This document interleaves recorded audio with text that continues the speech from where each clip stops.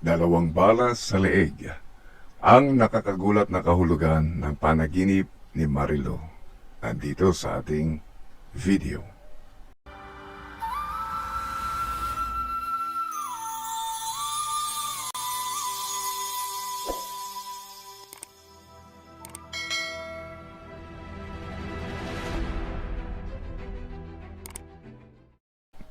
Welcome back to Patnubay TV.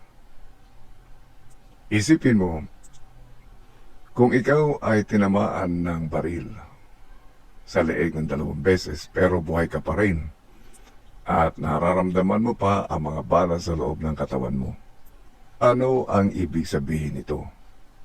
Ito ba isang babala o isang mensahe na dapat maintindihan? Narito ang panaginip ni Marilo Santos Aquino.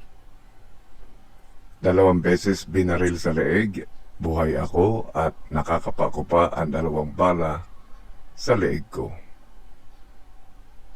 Sa kanyang panaginip, hindi lang 1 beses siyang binaril, kundi 2 beses sa leeg. Sa halip nga naman na mamatay, siya ay nanatiling buhay. At ang mas nakakagulat, nakakapa pa niya ang 2 bala sa kanyang leeg, na parang nandoon pa rin ang sakit, ang trauma, ang pangyayari. Narito ang kahulugan ng kanyang panaginip. Ang baril. Ang baril ay simbolo ng biglaang sakit o salita.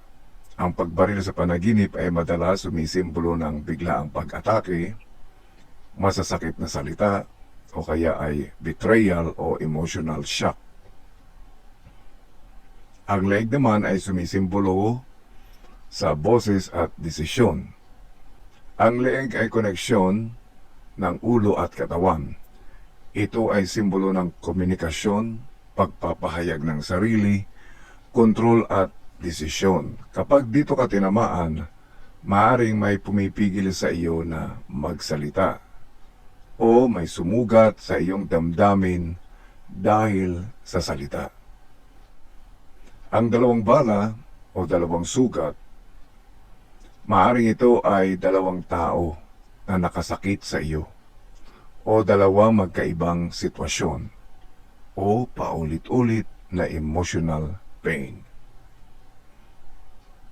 Buhay ka pa rin, lakas at survival ang tinutukoy nito. Ito ang pinakamalalim na mensahe sa iyong panaginip. Kahit ikaw ay nasaktan, kahit tinamaan ka, hindi ka bumagsak. Ibig sabihin, matibay ka. May kakayahan kang malampasan ang sakit. Nakakapa ang bala, hindi pa gumagaling. Ito ang pinaka-importanting bahagi. Ang sugat ay nandyan pa rin. Hindi pa fully healed. Maring ikaw ay may kinikimkim pang sakit. Meron ka pang hindi napapatawad o may trauma na hindi pa nailalabas. Ang panaginip na ito ay maaaring nagsasabi may sugat kang dapat harapin. May emosyon kang dapat ilabas.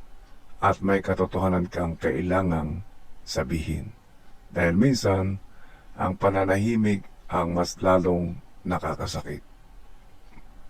Kaibigan, ikaw ba'y may mga bala na dala sa puso o isipan?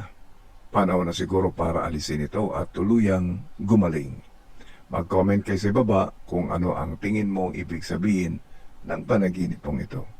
At huwag kalimutan mag-subscribe sa Patnubay TV para sa mas marami pang mga video na gagawin natin sa susunod. Hanggang sa muli mga kaibigan.